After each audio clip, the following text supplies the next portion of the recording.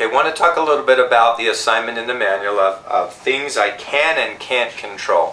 What I've noticed in the years of doing therapy with individuals is that most of the frustration in life comes from the fact that individuals are trying to control things that they really don't have any control over. For example, so we've got the 4 different areas again: physically, emotionally, spiritually, and sexually.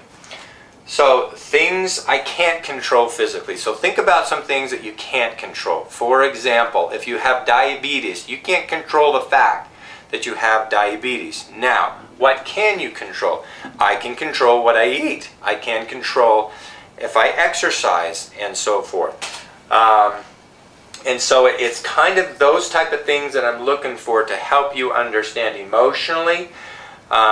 You can't control the initial responses that you have from things. For example, this is what I hear over and over again, and understanding this is so critical. You can't control the fact that you're going to be triggered from time to time. It goes, because of how the brain works, we see through our eyes, goes right to the limbic system, thalamus, the important gathering place for sensory information, and then you have an initial limbic reaction. You're triggered by something. Someone is beautiful. That does not mean you're a bad person. It's just a trigger. Now, what can you control? I can control if I give that my full attention and I go into the fantasy world with that. I can control whether I get on the computer and type certain search words in, because I control my physical body. Sometimes a great thing to do, and when you're kind of caught up into that, is get yourself grounded. Grounding experiences are very, very simple and very powerful. It's just that you say things, okay, I'm sitting in a chair. You feel the chair. Is it rough? Is it soft? The material that you're touching.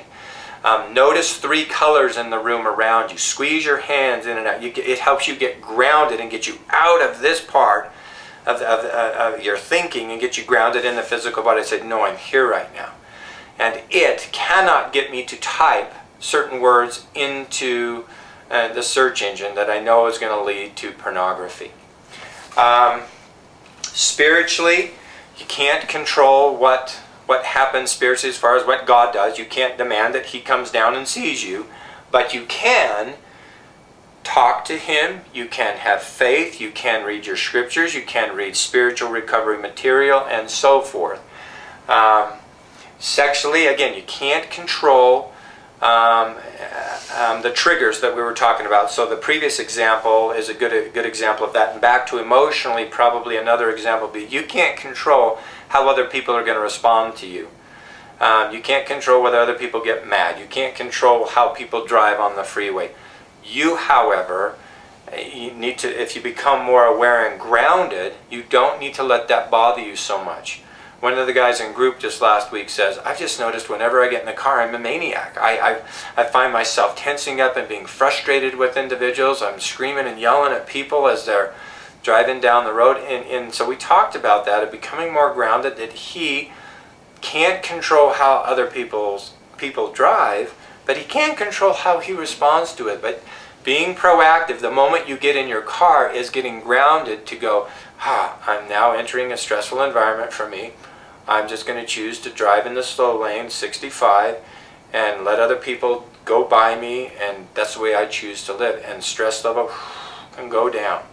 That's a proactive choice. So those are some examples of things I can and can't control. And I want you to look into your life, your personal life, and really take an inventory of where does most of your stress come from. Is it in relationships that you have no control over? Is it that you're not confronting things in an appropriate manner and running from things? Those are some things that you can control. But again, you can't control how other people respond to you. So it's going through each of those areas, taking a really good look at that, and trying to get more grounded in life and understand that when you're in charge of yourself, then you can feel more grounded, and you don't need to be out of control emotionally and blasted so much. You learn how to deal with those things so that you can keep yourself in a safe, manageable place emotionally, and don't have to go off into the addiction. Because really, what is addiction? Addictive behaviors. It's like, I can't stand the way I'm feeling right now. It's uncomfortable, and I've got to go somewhere else. And this is the great illusion of addiction, is that when you go somewhere else to that stuff, yeah, it lasts and it works for a couple of minutes, and then it only makes things worse. And that's what we're trying to get away from, and trying to teach you that you don't have to do that. You can learn to deal with difficult, challenging emotions, and learn to develop self-esteem, self-confidence, and security in the process.